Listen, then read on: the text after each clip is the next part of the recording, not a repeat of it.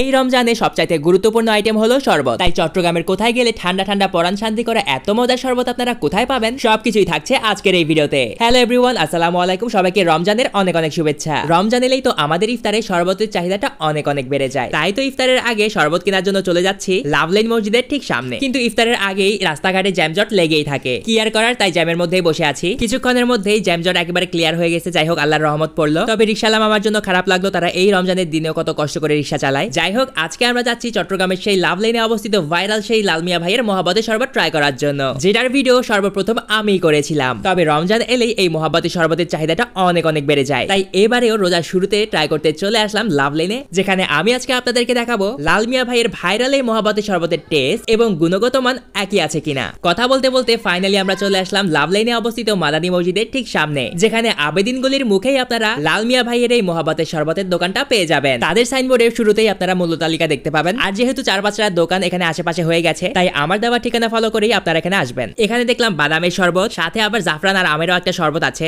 আরো পাবেন তাদের এই ভাইরাল মহাব্বতের শরবত, যার প্রত্যেকটাই বোতলে ভরে রাখা হয়েছে। পুরো রমজানে এই দোকানটা দুপুর 3টা থেকে রাত 2টা পর্যন্ত খোলা থাকবে, আর সারা বছর বিকাল 4টা থেকে রাত 12টা পর্যন্ত খোলা থাকে। বেশিরভাগ সময়টাতে মানুষ আসলে এই শরবত ট্রাই করে, যেটার টেস্টটা এত মজা, কারণ এখানে ফ্রেশ তরমুজ ইউজ করা হয়, সাথে দুধ আর বাদামের শরবতে বাদামটা ইউজ করা হয়। তবে এটা হচ্ছে সবচাইতে মজার একটা শরবত, যেটা আম, বাদাম এবং জাফরানের সমন্বয়ে তৈরি হয়। তাই এবারের রমজানে এই শরবতটা কেউ একদমই মিস করবেন না। এখানে অবশ্য তাদের পার্সেলের সুব্যবস্থা রয়েছে। আমরা ভিডিও করতে গিয়ে দেখি আজান দিয়ে দিয়েছে, তাই শরবতটা দিয়ে রোজা ভাঙলাম। ট্রাস্ট মি গাইস, এত মজা আর এত রিফ্রেশিং, আপনারা নিজেরা ট্রাই না করলে কখনো বুঝতে পারবেন না, আমি যতই বলি না কেন। তবে শরবতের মধ্যে সবচাইতে মজার ছিল এই শরবতটা, যেটা আম জাফরানের শরবত। তারা একেবারে অর্গানিক আম ফ্রিজিং করে রাখে, যাতে সারা বছর এই শরবতে তারা ইউজ করতে পারে। আর এখানে কোনো ধরনের এক্সট্রা ফ্লেভার ইউজ করা হয় না, যে ফ্লেভারটা পাবেন ওটা হচ্ছে অরিজিনাল শরবতেরই। তো যাই হোক, এখন সন্ধ্যা হয়ে গেছে, এখন ইফতার করার জন্য ভাবলাম যে কোথায় না কোথায় যাব। এইদিকে আমরা আবার 3 রকমের 3টা শরবতই পার্সেল নিয়েছিলাম, যেহেতু বাসায় সবাই মিলে ট্রাই করব। তখনও আমরা শুধু শরবতটাই খেয়েছি, ইফতার করি নাই। আজ যেহেতু আমরা নিউ মার্কেট এরিয়া দিয়ে যাচ্ছি, তাই ভাবলাম যে নিউ মার্কেটের হাজি বিরিয়ানিতে একটু ঢুকে আসি। তো যেই বলা সেই কাজ, আমরা নিউ মার্কেটে চলে আসলাম। যেহেতু আমি লাস্টবার বিরিয়ানিটা ট্রাই করে আমার মুখের স্বাদটা এখনো লেগে আছে। আর দোকানের ভিতরে ঢুকতে কি সুন্দর একটা স্মেল। বিরিয়ানিটা দেখেন একবার, কালারটা খুব সুন্দর লাগছিল।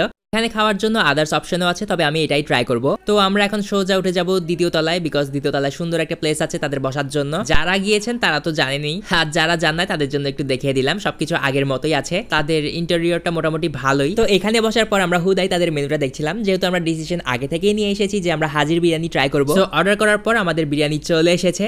আর এখানের মাংসের কোয়ান্টিটি দেখলাম খুব ভালোই দিয়েছে আমাকে। রাইসের কোয়ান্টিটিও ভালো, একজন খেলে একদম পেট ভরে যাবে। আর খুব সুন্দর একটা স্মেল আসতেছিল, যেটা আমি বারবারই বলছিলাম আপনাদেরকে।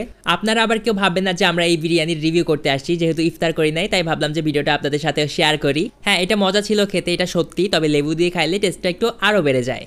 আমার অবশ্য ভালোই লাগছে, যেহেতু বিফ, আর বিফ তো আমার অনেক পছন্দের একটা জিনিস। সো খাওয়া দাওয়ার পর যখন পিপাসা লেগে গেছে, তখন আমরা সেই পার্সেল থেকে আমাদের শরবতগুলো বাইর করলাম। সবার প্রথমে ট্রাই করেছিলাম আম জাফরানের এই শরবতটা, যেটা আমার কাছে বেশ মজা লেগেছে সবচাইতে বেশি। বিশেষ করে ইফতারে কিংবা সাহারিতেও আপনারা ট্রাই করতে পারেন, এটা কিন্তু আপনার হেলথের জন্য খুবই ভালো। আমি তো ভাই অনেক মজা করে খাচ্ছিলাম। সো এই আর কি আজকের ভিডিও। যদি আপনাদের কাছে আমাদের এই ভিডিওটি ভালো লেগে থাকে, তাহলে অবশ্যই আমাদের পেজটা ফলো করতে ভুলবেন না। দেখা হচ্ছে নেক্সট কোনো ভিডিওতে। ততদিন পর্যন্ত সবাই ভালো থাকবেন, সুস্থ থাকবেন। আল্লাহ হাফেজ।